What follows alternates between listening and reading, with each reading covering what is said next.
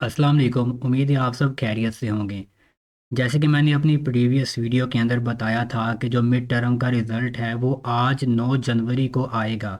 तो आपका रिज़ल्ट जो है वो आज आ चुका है। तो स्टूडेंट्स की तरफ से काफ़ी सारे क्वेश्चंस आ रहे थे कि हमने मिड टर्म का रिज़ल्ट कहाँ से देखना है, मिड टर्म में कितने नंबर वाला पास होता है, क्या हम पास हैं या फिर फेल हैं, और रिज़ल्ट के अंदर जो परसेंटेज वाला कॉलम है उसका क्या मतलब है, और इसी तरह के और भी बहुत सारे क्वेश्चन थे। तो आज की इस वीडियो के अंदर जो है मैं आपके इन तमाम क्वेश्चंस के आंसर भी दूंगा और आपको प्रैक्टिकली भी दिखाऊंगा, कैलकुलेशन करके बताऊंगा कि किस तरह से आप अपने नंबर्स को कैलकुलेट करोगे, और आप जो है फिर आपको किस तरह से पता चलेगा कि आप जो है मिड टर्म में पास हो या नहीं। और फिर आप जो है फाइनली अपनी डेट शीट का जो डेट शीट है फाइनल टर्म की वो बना सकते हो या नहीं बना सकते। तो सबसे पहले क्या करना है आपने, जैसे ही आप यहाँ पर साइन इन करोगे अपने एलएमएस पर, तो डायरेक्ट जो है वो आपके सामने में टर्म का रिज़ल्ट आ जाएगा। तो वर्चुअल यूनिवर्सिटी की तरफ से ये वाली फंक्शनैलिटी ऐड कर दी जाती है जब आपका रिज़ल्ट आता है, कि जैसे ही आप एलएमएस पर लॉगिन करते हैं तो ये वाला पेज आपके सामने आ जाता है। सेम इसी तरह फाइनल के रिज़ल्ट में भी होगा। जैसे ही फाइनल का रिज़ल्ट आएगा और आप एलएमएस को ओपन करोगे तो ये वाला जो पेज है फाइनल टर्म के रिज़ल्ट वाला वो यहाँ पर आ जाएगा। तो यहाँ पर जो है वो आपको आपका रिज़ल्ट शो होगा। अगर किसी को ना हो शो तो वो यहाँ पर 3 लाइन्स पे जाके ग्रेड बुक में जाए और वहाँ पर सामने ये मिड टर्म रिज़ल्ट का ऑप्शन होगा, वहाँ पर क्लिक करेगा तो उसको उसका जो रिज़ल्ट है वो शो हो जाएगा। अब यहाँ पर ये सब्जेक्ट्स होंगे आपके, यहाँ पर आपके नंबर्स होंगे 30 में से आपने कितने लिए, और अगर आपका ऑब्जेक्टिव पेपर था तो उसके शायद थोड़े से यहाँ पे टोटल मार्क्स ज़्यादा हो सकते हैं। और ये परसेंटेज है क्लास एवरेज एग्ज़ाम अटेंडेंस। तो मैं आपको यहाँ पर हर चीज़ के बारे में बताऊंगा कि परसेंटेज क्या है, क्लास एवरेज क्या है, एग्ज़ाम अटेंडेंस क्या है, और ये जो आपके नंबर हैं इस नंबर में जो है वो कितने नंबर वाला स्टूडेंट पास होता है, क्या फिर इसके बाद जो है वो आप अपनी डेट शीट भी बना सकोगे या नहीं। तो ये वाली जो चीज़ें हैं ये मैं आपको बाद में बताता हूँ। सबसे पहले जो इम्पोर्टेंट चीज़ है कि कितने नंबर वाला स्टूडेंट पास है और कितने नंबर वाला फेल है, ये चीज़ बताना और आपको समझाना बहुत ज़रूरी है। क्योंकि अगर आप लोगों ने ये चीज़ अभी से ना समझी तो अगले तमाम आने वाले सेमेस्टर्स के अंदर जो है वो आप इसी तरह से जो है वो वीडियोस देखते रहोगे, दूसरों की वीडियोस पे कमेंट्स करते रहोगे, फेसबुक टिकटॉक यूट्यूब पर पूछते रहोगे। तो बेहतर है कि आप ये वाली एक वीडियो देख लें और समझ लें। मैं आपको कंप्लीट कैलकुलेशन करके बताता हूँ। इसके बाद मुझे पूरा यकीन है कि आप जो है वो कभी भी किसी से नहीं पूछोगे, बल्कि आप दूसरों को बताओगे कि किस तरह से काम किया जाता है, किस तरह से की कैलकुलेशन करनी होती है। तो ये चीज़ें हम बाद में देखेंगे, परसेंटेज और क्लास एवरेज। तो सबसे पहले आते हैं मार्क्स पर। अब जैसे यहाँ पर देखेंगे स्टूडेंट के 9 नंबर है, यहाँ पे ये 14, ये 18, ये 15 या 17। तो आपने सुना होगा कि जिन स्टूडेंट के 8 नंबर होते हैं वो पास होता है, यहाँ पे जिसके 6 नंबर होते हैं या 20% वाला पास होता है और बाकी उससे कम वाला फेल होता है। तो मिड टर्म में ये सीन नहीं है। मैं पहले भी अपनी वीडियोस में ये बात बता चुका हूँ कि मिड टर्म में कोई भी स्टूडेंट फेल नहीं होता है, चाहे आपके यहाँ पर 2 नंबर ही क्यों ना आ जाएं या आपका 1 नंबर ही क्यों ना आए। बात होती है कैलकुलेशन की। तो यहाँ पर मैंने कंप्लीट कैलकुलेशन की है, ये चीज़ मैं आपको समझाता हूँ आपने क्या करना है। तो सबसे पहले तो आपने इस तरह से अपने सब्जेक्ट का यहाँ पर नाम लिखना है, जो भी सब्जेक्ट है। और उसके बाद इस तरह से आपने एक टेबल बना लेना है जिसके अंदर एक क्विज़ का कॉलम होगा, एक असाइनमेंट, जीडीबी, मिड टर्म, और टोटल मिड टर्म के जो नंबर्स मीन सारे मिला के, ये पिछले वाले सारे मिला के, और फाइनल का एक कॉलम आ जाएगा। ठीक है। ये वाली जो चीज़ है इसको आप फ़िलहाल यहाँ पे इग्नोर करें, ये आपके काम की चीज़ नहीं है अभी।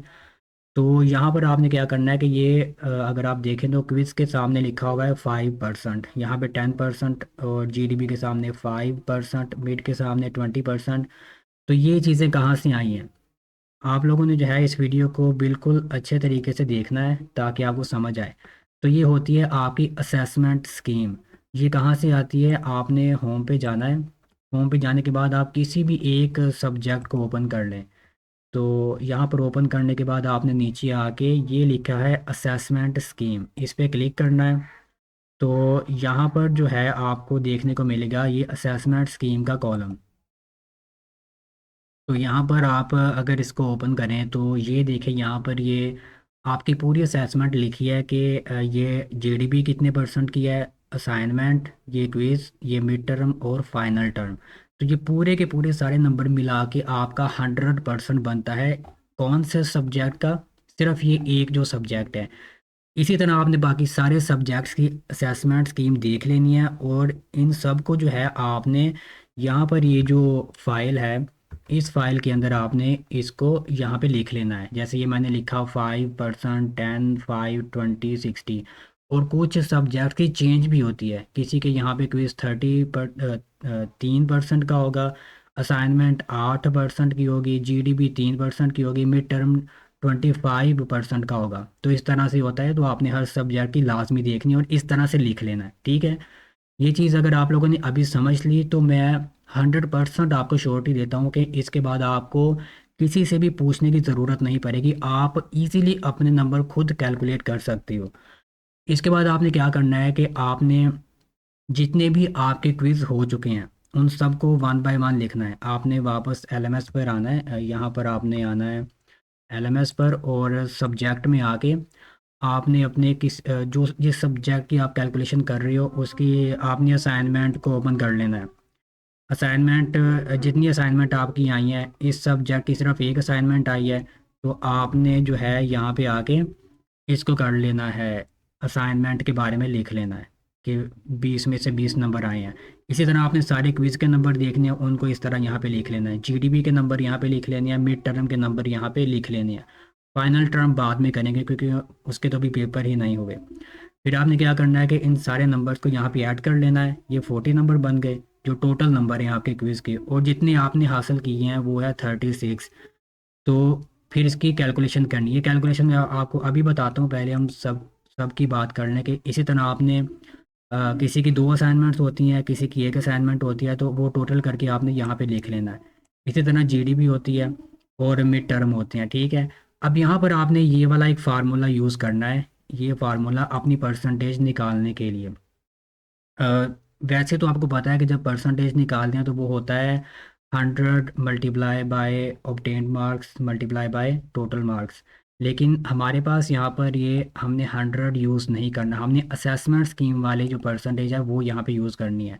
तो मैंने यहाँ पर फार्मूला लिखा है, assessment scheme percentage multiply by obtained marks multiply by total marks. तो यहाँ पर क्या होगा, अगर मैं क्विज़ की कैलकुलेशन करूँ तो मेरे क्विज़ कितने परसेंट हैं, 5%।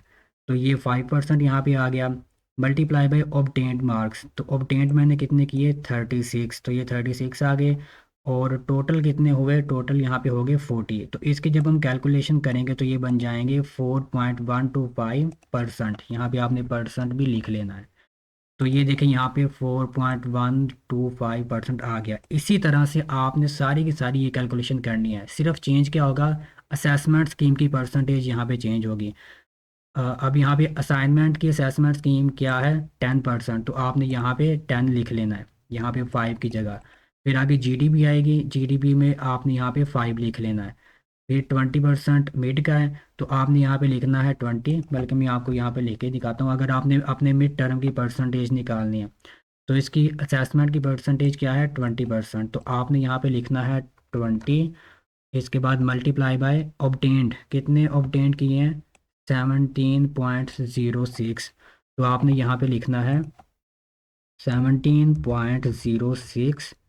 इसके बाद आपने इसको डिवाइड कर देना है टोटल नंबर से। टोटल मिड के कितने थे, 30 थे, तो आप इसको डिवाइड करोगे 30 से, और इसको जैसे ही आप कैलकुलेट करोगे तो इसका आंसर आएगा 11.37%।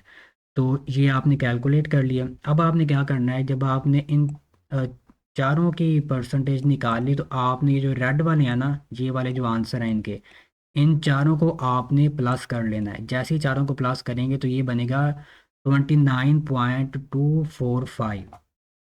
अब आप मेरी बात गौर से सुने, आपके जो मिड टर्म है वो होता है 20% का। ये मैं परसेंट की बात कर रहा हूँ, ये 30 नंबर जो है इसकी बात नहीं कर रहा। असेसमेंट स्कीम के मुताबिक मैं आपको सब कुछ समझा रहा हूँ, क्योंकि यूनिवर्सिटी के अंदर असेसमेंट स्कीम ये जो होती है ना, असेसमेंट स्कीम, इसके मुताबिक सारा काम होता है। मैं आपको ये भी यहाँ पे असेसमेंट स्कीम दिखाता हूँ।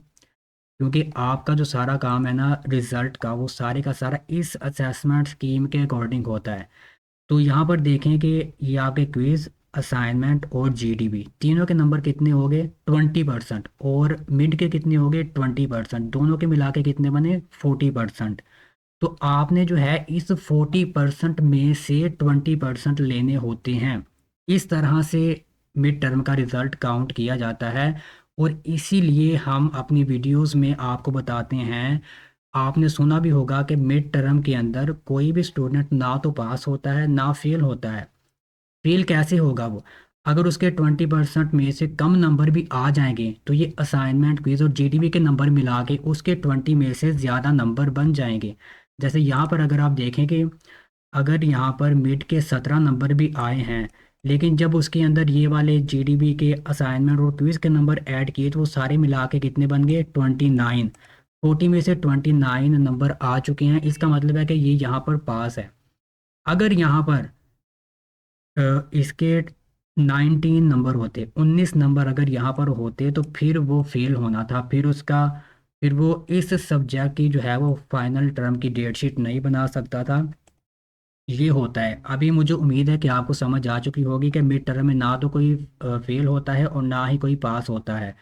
क्योंकि अगर किसी के 2 नंबर भी आ गए मिड टर्म में तो वो 2 नंबर की यहाँ पर जो है पूरी परसेंटेज निकालेगा, और उसके बाद ये वाले जो उसके जीडीबी में, असाइनमेंट में और जो क्विज में नंबर आए हैं इन सब को ऐड करेगा, तो यहाँ पर फिर वो देखेगा कि मेरे 40 में से कितने नंबर बन रहे हैं।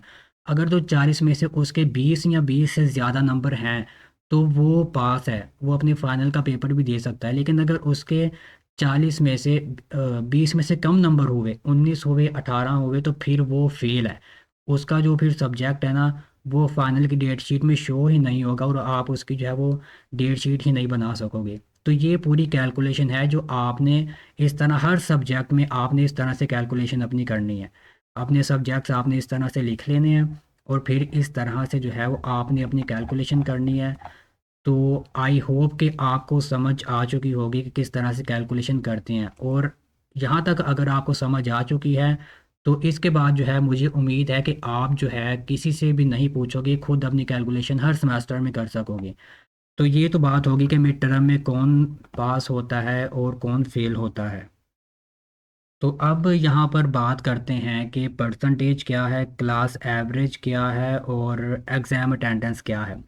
तो तो सबसे पहले तो मैं ये इजी वे में आपको बता दूं, ताकि आप इस चीज़ को लेके परेशान ना हो। आपके लिए ये जो सिर्फ है ना मार्क्स, ये इंपॉर्टेंट है। ये जो परसेंटेज है, क्लास एवरेज है, एग्ज़ाम अटेंडेंस है, ये आपके लिए बिल्कुल भी कोई रिलेट नहीं करती है आपके नंबरों के साथ, कुछ भी इनका ताल्लुक नहीं है। जो चीज़ आपके नंबरों के साथ जिसका रिलेशन था वो मैंने आपको यहाँ पर एम एस वर्ड की फ़ाइल में ऑलरेडी बता दिया है। जो परसेंटेज है, ये परसेंटेज का मतलब होता है कि आपके 30 में से कितनी परसेंट आए। तो ये कैलकुलेशन 100% के साथ होती है। आपने सेम उसी फार्मूले के साथ अगर करें, 100 मल्टीप्लाई बाय 9.43 डिवाइड बाय 30 करें तो वो 31% बनता है। इसी तरह इसके भी और इसके भी, ये 100% के साथ इसको मल्टीप्लाई करके ये परसेंटेज निकाली है। तो इसका भी कोई इतना खास रिलेशन नहीं है। आगे आ गया class average marks. Class average का मतलब होता है कि ये जो सब्जेक्ट है ना STA 301, ये जो सब्जेक्ट है, इस सब्जेक्ट के जितने भी बाकी सारे स्टूडेंट थे इस यूनिवर्सिटी, वर्चुअल यूनिवर्सिटी के अंदर, पूरी जो STA 301 के स्टूडेंट्स थे उन्होंने कितने एवरेज नंबर लिए हैं। तो किसी के 15 नंबर होंगे, किसी के 16 होंगे, किसी के 12 होंगे, किसी के 17 होंगे। तो उन सब स्टूडेंट्स के नंबरों की जब उन्होंने एवरेज निकाली ना, तो वो एवरेज ये आई कि 16 नंबर आए हैं सब स्टूडेंट्स के, तकरीबन 16 नंबर। तो ये क्लास एवरेज होती है। इसके बाद है एग्ज़ाम अटेंडेंस। तो एग्ज़ाम अटेंडेंस का मतलब है कि ये जो पेपर हुआ है STA 301, इसके अंदर कितने स्टूडेंट्स ने ये वाला पेपर दिया था। तो 91% जो स्टूडेंट्स हैं ना उन्होंने ये वाला पेपर दिया था, और जो बाकी स्टूडेंट्स थे उन्होंने ये पेपर नहीं दिया। वो पेपर में उनकी अटेंडेंस नहीं लगी, किसी वजह से वो पेपर नहीं दे सके। तो ये एग्ज़ाम अटेंडेंस की बात होती है।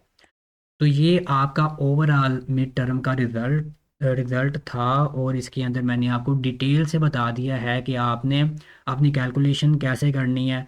और सेम इसी तरह फाइनल फाइनल का जो टेबल था यहाँ पर, जो फाइनल का टेबल था, तो यहाँ पर आपने फाइनल के नंबर ऐड करने हैं, और फिर ये जो आपके 29 नंबर हैं इनके अंदर फाइनल के नंबर ऐड करेंगे, तो वो यहाँ पे आपके टोटल बन जाएंगे। तो इस तरह से आपने पूरी कैलकुलेशन करनी होती है। तो आई होप कि आपको समझ आ चुकी होगी। फिर भी अगर आपका कोई क्वेश्चन हो तो आप जो है वो मुझसे कमेंट्स के अंदर भी पूछ सकते हैं, और डिस्क्रिप्शन के अंदर मैंने अपने व्हाट्सएप ग्रुप का जो है वो लिंक ऐड कर दिया है, उसको भी ज्वाइन कर लें ताकि आप वहाँ पर भी पूछ सकें अगर आपने डायरेक्ट पूछना है। और इसके अलावा ग्रुप इसलिए ज्वाइन करें ताकि आपको फाइनल की फाइल्स और जो हेल्पिंग मटेरियल है वो वहाँ पे मिलता रहे। तो मिलेंगे आपसे नेक्स्ट वीडियो में। अल्लाह हाफिज़।